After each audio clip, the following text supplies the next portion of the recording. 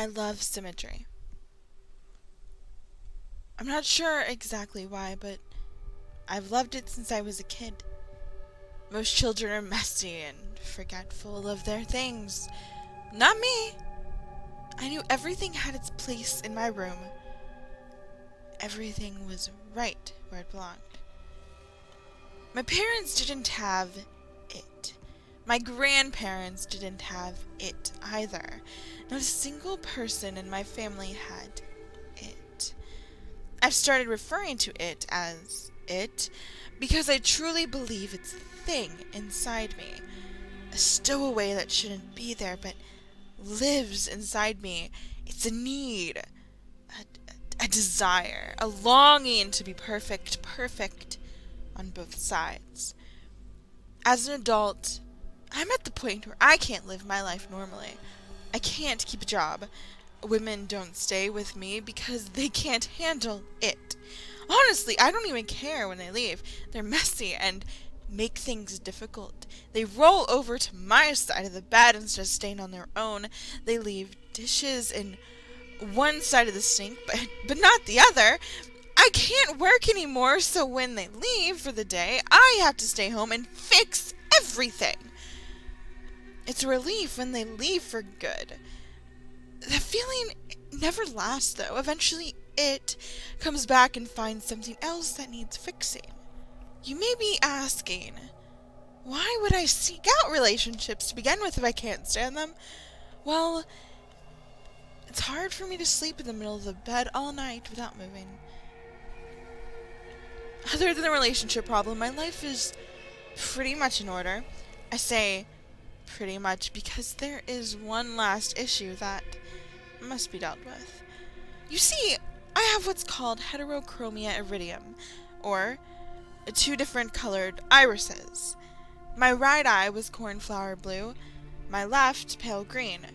Both my parents have cornflower blue eyes, my siblings and cousins as well. My green eye is the broken one.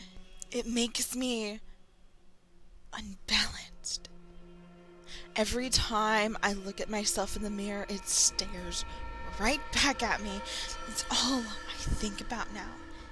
Everything is in its right place, except my little green mistake. It didn't hurt at first when I dug the spoon under my eye. It didn't even hurt when it popped out and was hanging by my cheek. Was it shock that was keeping the pain away, or was it? I snipped the optic nerve and blotted the warm fluids that were streaming down my face. My vision being cut in half was a strange sensation. What was left of the dangling flesh I placed back in the now empty hole. I bandaged the wound, rinsed the spoon, and went to sleep. I woke up happy. I slept better than I had in years. It was finally done. I was fixed. I got out of bed and stumbled to the bathroom. My body ached, and my head was on fire. I flipped the switch in the bathroom, and the light was blinding. I slowly removed the bandage that was soaked with blood and was sticking to my face like tape. When I looked up to the mirror, my stomach turned. Only then had I realized what I'd done to myself, and I couldn't believe it. There was a hole in the left side of my face, but not the right. I was unbalanced. Again. It was much harder digging out the second eye. My hands were shaky, and when I dug the spoon in, I missed several times, puncturing my pupil 3 times before I got it in the right place. Once the eye popped out, I reached for my scissors to finish the job. The blood from the previous night had dried the blades, so the scissors didn't cut very well. You know when you're a kid in elementary school and your teacher made you cut construction paper for art projects? Did you ever try to cut too many pieces at once, but the scissors couldn't take it? The blades would kind of fold over each other, and the paper would get pinned between them. That's what happened with my eye.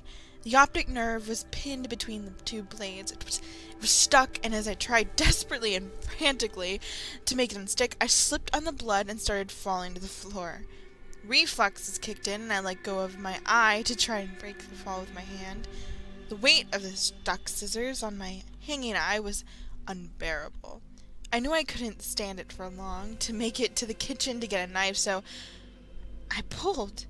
I pulled it straight out of my head. I felt the flesh tear from inside my skull. I felt it rip and spew liquids everywhere. I knew I was crying, but there was no telling the tears from the blood or the ocular fluid. When I heard the wet slap of bloody flesh against the floor, I knew I was done. I knew it was done. I could live my life now without having to see people's awful, messy, uneven lives. The relief washed over me, and I knew it would last this time. I had never felt this way before, never had this much hope. As I laid in my bathroom on the cold, wet, sticky tile, I smiled for the first time in years.